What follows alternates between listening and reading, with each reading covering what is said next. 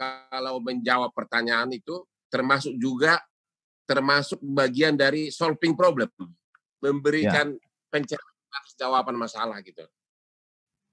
Itu kan orang kalau mau nyewa pengacara itu kan pakai per jam Bang Hotman. Mungkin kalau sama Bang Hotman per detik bayarannya mungkin. Kemudian susah orang mau jumpa pejabat. Jadi ketika Abang kasih fasilitas begitu, kemudian saya tengok Abang begitu langsung ada masalah, Abang bilang, Pak Menteri, para pejabat, tolong ini masalah. Terus Abang ngomong itu ada rasa takut nggak? Ada cemasnya? Sebagian besar berhasil. Saya kasih contoh, sudah banyak kasus pemerkosaan yang semula penyidikannya lambat, akhirnya sesudah saya viralkan langsung diproses. Bahkan baru 2 minggu lalu ada seorang ibu datang nangis-nangis karena putrinya yang masih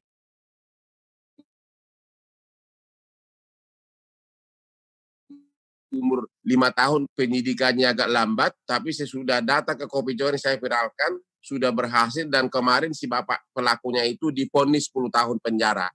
Sama juga di daerah Priok, pernah umur gadis 14 tahun, diperkosa sampai kali oleh seniornya di Pramuka, dan dia tidak berani mengadu. Sesudah saya viralkan, akhirnya si pelaku itu sudah divonis 9 tahun penjara. Jadi sebagian besar berhasil, kecuali lawannya terlalu kuat, lobinya kuat, ya memang nggak berhasil gitu. Tapi kalau memang kalau memang hanya karena kurang perhatian dari aparat, bukan karena lobby yang kuat, hampir semua berhasil dari Kopi Joni. Apa sebetulnya yang Abang rasakan? Apa yang Abang cari lewat itu? Kalau untuk duit sudah ada, untuk populer sudah terkenal, untuk follower sudah berlebih-lebih. Apa yang Abang cari? Apa yang Abang rasakan melalui menolong orang kesulitan di Kopi Joni?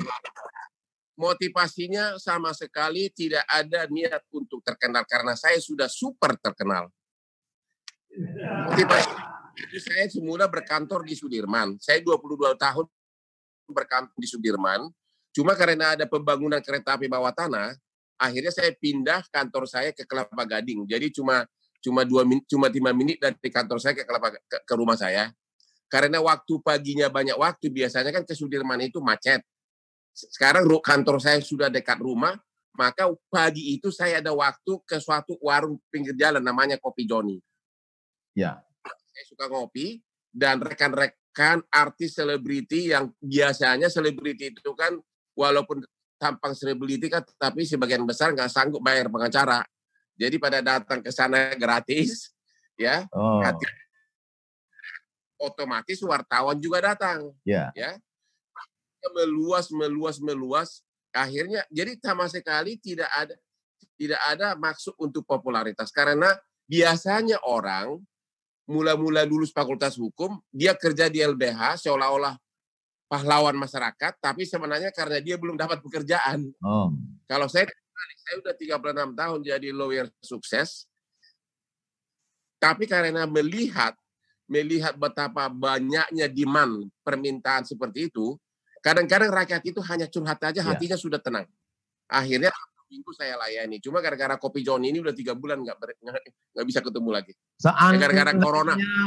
Seandainya nggak lockdown nih Bang Lukman, Bang Hotman, seandainya normal nih suasana, saya yakin nih Bang Hotman, saya yakin mungkin Pak Novel Baswedan mungkin datang juga ke Kopi Joni. Pasti dia nanya Bang Hotman, kok bisa orang menyiram nggak sengaja? Kira-kira gimana tuh Bang? Saya nggak paham secara hukum. Ya, itu banyak pertanyaan. Tapi karena saya kebetulan tidak terlalu mendalami kasusnya, tapi memang di IG saya sudah ribuan orang mempertanyakan itu. Dan diminta memberikan komentar. Cuma karena masih proses persidangan, saya belum bisa komentar. Tapi di antara yang sulit untuk saya yang bodoh masalah hukum konvensional nih Bang Hotman, yang sulit saya percaya untuk itu nggak sengaja itu bangun pagi itu kan payah Bang Hotman. Masa iya bangun pagi membeli air kerasnya lagi kan. Nah itu, tapi karena Bang Hotman belum mendalami, saya nggak bisa juga maksa Bang Hotman. Saya ada pertanyaan Pak Ustadz yang mau saya tanya. Dalam bidang kepengacaraan seperti yang saya alami ini, ada namanya solving problem out of the box. Artinya apa? Karena jam terbang yang tinggi, kita kadang-kadang kalau suasana kejepit, selalu otak itu mutar sendiri, cari jawaban, memuaskan lawan maupun perdebatan di sidang karena kita sudah terlatih untuk itu. Apalagi kalau pengacara itu ada yang pengacara lahir dari kandungan. Saya yakin saya sudah lahir dari kandungan ibu saya. Kalau ada kan born to be a king, saya born to be a lawyer. Saya mau tanya Pak Ustadz, karena ciri khas seperti itu juga ada sama Pak Ustadz. Saya perhatikan kalau Ustadz itu menjawab persoalan orang, selalu ada solving problemnya yang keluar otomatis dari pemikiran Pak Ustadz. Apakah itu dari pengalaman terlalu lama ceramah, atau memang instingnya Pak Ustadz yang tinggi, atau memang sudah lahir sebagai Ustadz, atau bagaimana? Atau pendidikan sekolah? Out of the box thinking namanya. Saya kira Abang sudah menjawab sendiri pertanyaan Abang. Yang pertama kadang pertanyaan itu berulang-ulang, Bang. Itu juga.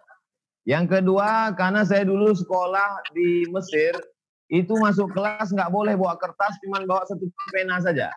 Kalau kita mencontek, kita mesti hafal itu semua. Kalau kita mencontek ketahuan, visa kita dicabut, di deportasi. Lalu kemudian mungkin faktor doa orang tua juga. Mak saya mendoakan supaya jadi ustadz. Mungkin yang terakhirnya itu born to be ustadz. Born to be ustadz ya. Jadi itu adalah terlatih dari selalu memakai brain ya, mengandalkan kemampuan kita. Akhirnya dia jadi tajam pemikirannya ya. Artinya ibarat air, kalau dia mengalir, dia pada saat dia air itu kejepit, akhirnya dia mencari alurnya sendiri, begitu kira-kira. Setuju ya? Iya Bang, ada namanya Ibnu Hajar. Ibnu itu anak, Hajar itu batu, anak batu. Jadi dia sulit untuk belajar. Lalu kemudian suatu hari dia lihat ada batu besar ditetesi oleh air. Air yang terus menetes. Sampai akhirnya batu itu berlubang. Disitulah dia, kalau kita sering ketuk pintu, lama-lama yang punya rumah dibukakannya juga pintu. Kalau terus ditetesi, jadi saya kira termasuklah juga kita ini, saking seringnya kita intip-intipan IG ini, akhirnya jumpa juga kita. Pernah saya intip IG Bang Hotman itu, Abang posting video saya tentang bangun subuh. Saya katakan berawal dari keterpaksaan, lalu kemudian menjadi kebiasaan. Abang posting itu di IG Abang, berawal dari keterpaksaan, lalu kemudian berubah menjadi kebiasaan.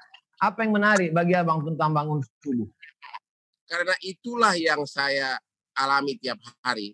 Karena terpaksa kita harus mencari solusinya. Akhirnya menjadi kebiasaan. Itulah saya itu, kalau saya kan selalu real case tiap hari. Tiap hari case itu tambah satu, besok tambah satu. Sementara ratusan perkara masih pending di Mahkamah Agung, pending di sini. Sehingga otak kita itu menjadi seperti legal mind istilahnya. Bahkan kalau saya renang di subuh hari itu, makanya saya selalu bangun jam 4 subuh, saya di kolam renang itu tidak mikirin artis cantik, tapi yang di pikiran saya itu adalah, ini bagaimana ini memenangkan ini, beslah begini, ini perkara ini masih banding. Otomatis itu berpikir terus. Karena apa? Terpaksa. Karena apa? Kita udah terima honor, tanggung jawab. Akhirnya otak itu lama-lama jadi terbiasa. Kalau orang lain kan mikir, gimana caranya nangani ratusan perkara kayak gitu. Memang kelihatannya susah, tapi kan udah terbiasa, itu menjadi enteng. Saya juga melihat Ustadz kalau ceramah itu kok gampang benar itu menjawab pertanyaan orang. Jawabnya selalu, istilahnya bahasa Inggrisnya itu plain language. Bahasa yang sederhana tapi menggigit gitu loh. Oh.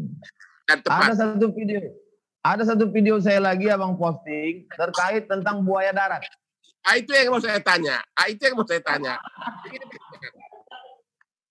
Saya memperkenalkan ada 4 jenis buaya. Satu buaya benaran. Satu buaya cinta. Yaitu buaya cinta adalah orang yang sudah punya keluarga, punya istri, tapi punya pacar di luar, tapi tetap tanggung jawab kepada istri dan anak nomor 1. Yang ketiga, buaya darat. Buaya darat ini adalah orang yang punya istri tapi juga punya pacar-pacar di luar dan kawin terus gitu loh. Satu lagi, tapi dia masih memperhatikan anak istri. Yang terakhir adalah buaya jahanam, yaitu punya istri, nikah, dan anak istrinya dibuang. Menurut Pak Ustadz, dari buaya asli kan buaya yang hidup di laut. Dari buaya cinta, buaya darat, buaya jahanam, ada nggak satu yang buaya cinta masih bisa dibenarkan nggak?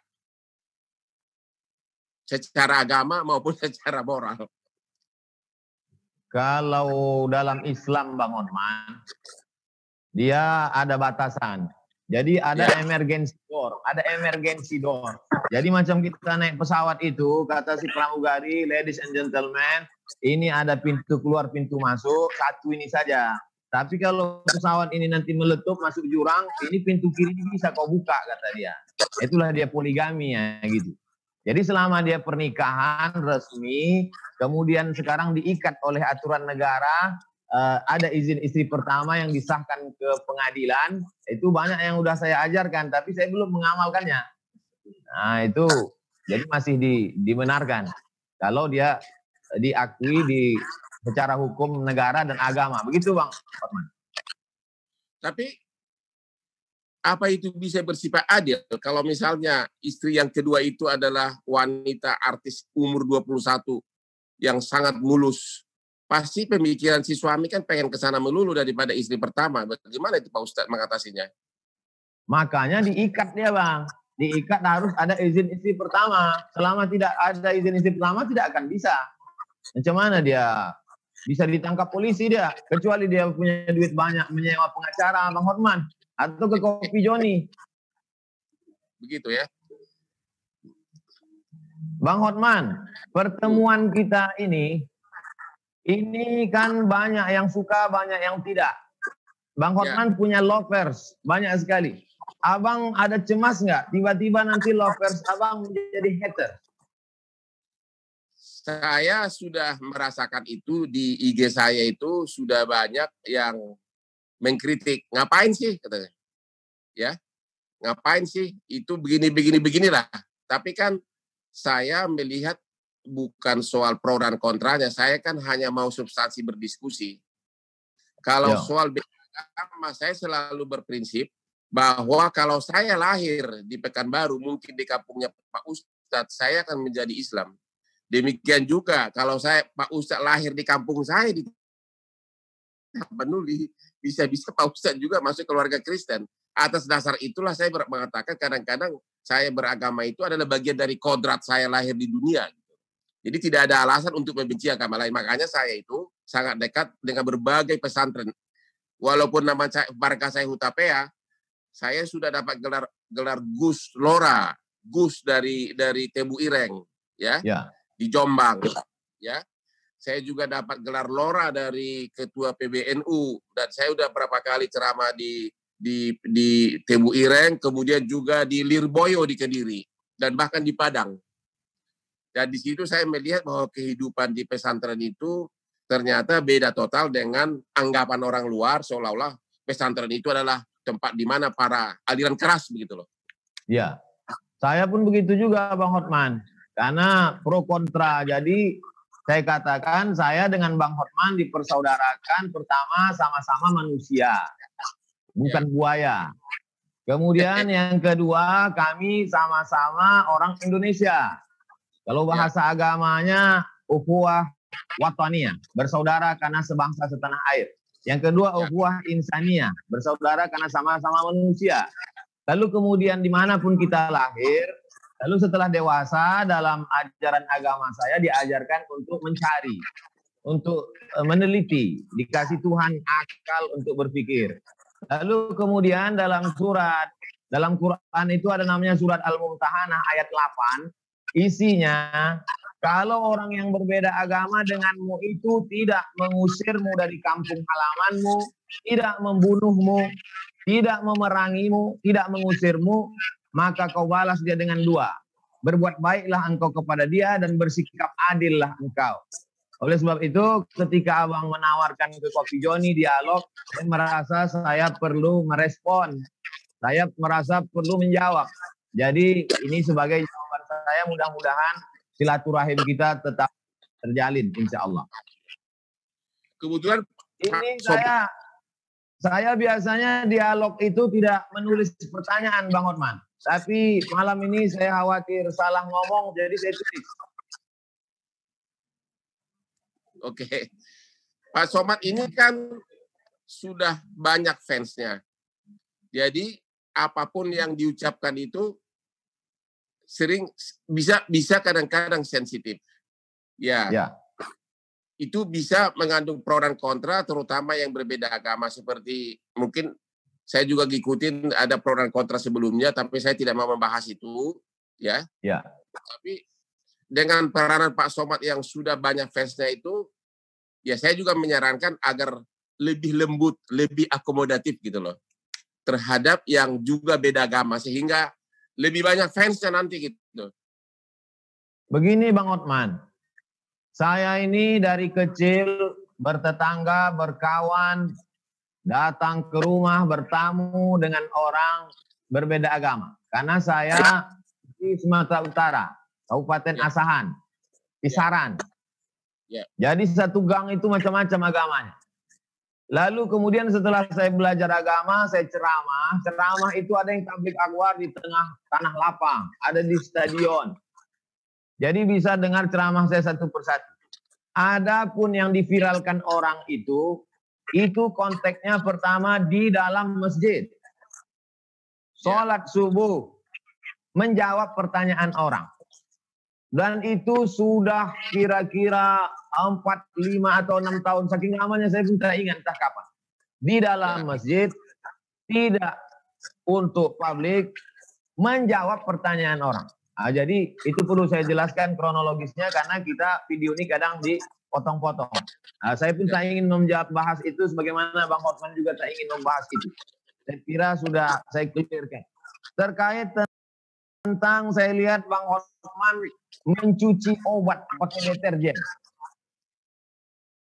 Kemudian pakai masker, kemudian melockdown diri. Itu sebetulnya Abang sedang mengajak apa dan gimana sebetulnya sikap terhadap corona ini? Saya tiap malam itu selalu nonton TV-TV luar negeri. Saya nonton CNN Internasional, saya nonton berbagai TV luar negeri. Saya melihat seperti di Amerika, sudah hampir 120.000 orang meninggal. Sehingga saya percaya bahwa tidak mungkin 120.000 orang meninggal hanya karena percikan ludah. Pasti ada cara lain yang membuat orang begitu banyak, yaitu antara lain melalui udara yang dari nafas dari si yang positif. Itulah membuat saya jadi parno sehingga mesra hati-hati. Itu sebenarnya karena saya terlalu banyak saya nonton semua kejadian di Brasil, di Italia, di Amerika, ya. Di Amerika sekarang sudah hampir 120.000. Nggak mungkin dong 120.000 itu kena percikan ludah. Pasti penularannya itu pasti di luar selain ludah pasti ada. Itu makanya saya apa boleh buat di rumah saya itu hampir di semua sudut ada sanitizer, ada semprotan. Udah nggak tahu deh, udah kayak parno begitu. Sekarang belum beraktivitas normal, Bang Hotman, masih di rumah saja. Justru dunia terbalik karena dengan corona ini mau tidak mau kan orang harus mencari lawyer terbaik kan. Banyak perbankan yang setiap hari barusan saya sebelum Zoom dengan Bapak Ustadz, barusan saya dengan direksi bank ini, justru saya panen pekerjaan karena waktu krisis moneter tahun 98 seperti sekarang, saya lah lawyer yang paling dapat rezeki waktu krisis 98. Bahkan saya 20 tahun, disitulah saya dekat sama keluarganya Prabowo, Hasim. Perusahaannya Prabowo semua saya yang menyelamatkan dari kepailitan waktu krisis moneter tahun 98. Makanya sampai sekarang silaturahmi sama keluarga Prabowo, sama Hasim tetap berjalan. Dan sekarang ini pun dengan dengan adanya krisis moneter, krisis corona berakibat kepada banyak benar transaksi-transaksi menjadi terganggu, akhirnya butuh pengacara. Jadi saya sekarang kerja di rumah, kantor saya kan kebetulan dekat. Jadi anak buah saya di rumah, aku egois melindungi diri di rumah. Jadi OB yang selalu kirim dokumen. Dan kalau ada meeting, saya nggak mau selalu pakai Zoom. Tapi kalau sidang anak buah yang perang, saya kontrol dari kantor. Jadi super busy, Pak. Dan endorse juga banyak banget. Mungkin Ustadz bisa lihat di IG saya, berbagai, bahkan di bagian besar malah ibu-ibu minta di endorse, karena memang mata pencahariannya sudah tidak ada, minta agar makanannya, dia buka restoran agar laku. Jadi memang super busy. Ya. Terkait tadi Abang ada menyebut pilot. Kenapa Abang disebut Raja Pilot? Liga Inggris hadir kembali. Saksikan semua pertandingannya hanya di Mola TV. Harga hemat hanya 25.000 per bulan. Resmi, mudah, hemat. Langganan sekarang juga. Waktu krisis moneter tahun 98, sayalah yang itu kan orang kalau mau nyewa pengacara itu kan pakai per jam Bang Hotman. Mungkin kalau sama Bang Hotman per detik bayarannya mungkin. Kemudian